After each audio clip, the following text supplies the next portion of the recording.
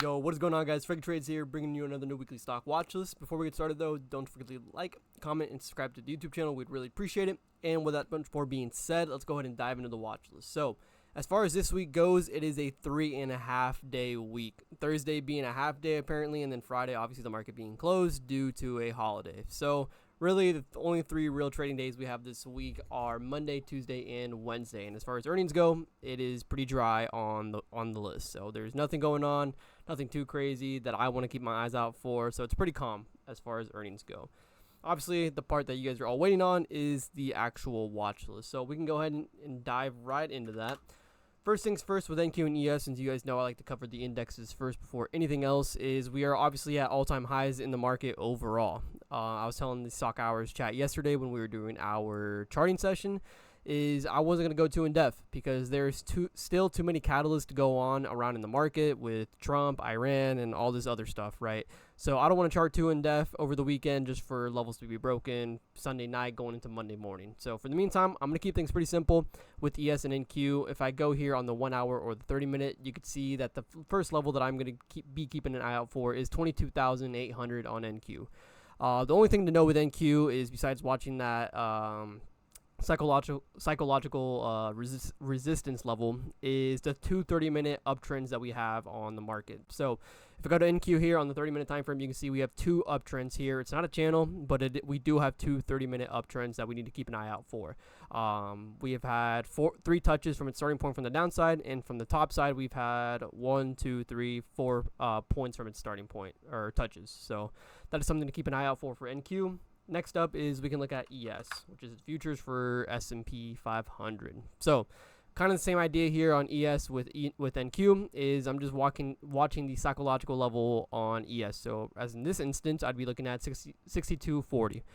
The reason why I'm not looking at any downside for either index really is because there hasn't been any actual solid support anywhere to be found yet. So really we're just grinding all-time high levels at this point. So it's really all I'm going to be keeping an eye out for going forward. So like I said, I don't want to chart too in depth, especially with how many catalysts are over the weekend and all that charting to go down the drain and all that time wasted. So I'm going to keep things pretty simple. Obviously, if you guys are in Stock Hours in the Discord group, obviously you guys get the levels every single morning at 9 a.m. Eastern, and we go in depth with trade ideas and what stocks we're going to be trading. So for the meantime, you guys are going to be getting the broader version, since this is more of a public thing for you guys on YouTube. So the three stocks that I have on my watch list are Meta, NVDA, and Tesla. Let's go ahead and talk about Meta real quick. So on Meta, if I go to here on the 4 hour, actually I'll show you guys. The all-time high is at 741. Now I'm keeping this pretty simple. We did trade 735 on Friday with Meta, and it was a pretty solid trade. Pretty solid scalp from 733, I believe, going into 735. It happened pretty smoothly. So going on this, I'm just going to be looking at 735 for a retest for a potential scalp there again, since we only broke by 40 cents. And then obviously I'd be looking to play 740 going into 741 for an all-time high breakout. Now, who knows what this can happen to over the weekend, so I'm just going to be looking at these two levels for the meantime. Like I said, over Monday and any other trading day, we actually look at the levels and what we're looking at. So currently looking at 735 and then at 740. And then the other thing to note is we actually have another 30-minute trend that kind of mimics the one that NQ has. Only in this one, we have room all the way up to 739.30-ish. So it gives room if we try to replay the 735 level. So we're pretty clear on that end. Next up is NVIDIA.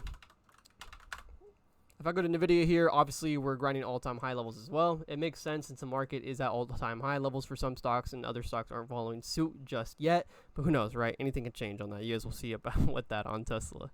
On NVIDIA here, it's really simple. I'm just looking for a retest of this high at 158.71. We did break 158. I believe one of our interns did end up catching that. Ended up, I think, catching around probably like 30 to 40% off of that. So NVIDIA has been paying the bills recently.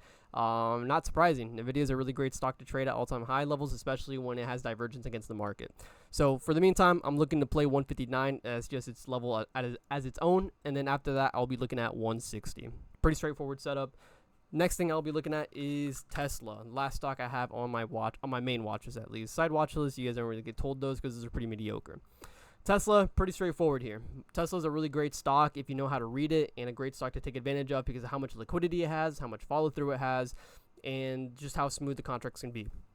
So with Tesla here, I'm going to be focused on the downside. The only thing to keep an eye out for on this is that the market divergence.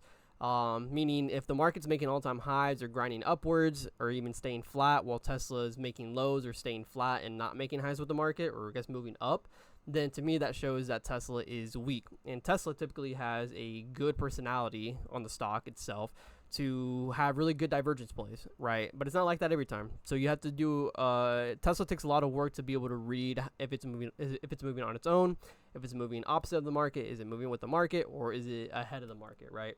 Those are typically the 4 ways you look at a stock when you're looking at market divergence overall. So for the meantime on Tesla, I'm keeping it pretty simple. Like I said, keeping all the levels pretty broad. I'll be looking at 317.50, 315, and then 310 on Tesla. So, but yeah, that is about it for the watch list though, guys. Like I said, keeping things pretty easy going into a 3.5 day week for trading days. So with that being said, before you guys go though, don't forget to leave a like, comment, and subscribe to the YouTube channel. We'd really appreciate it here at Stock Hours. And with that much more being said, hope you guys enjoy the rest of your week. Be safe and don't be dumb. Peace out.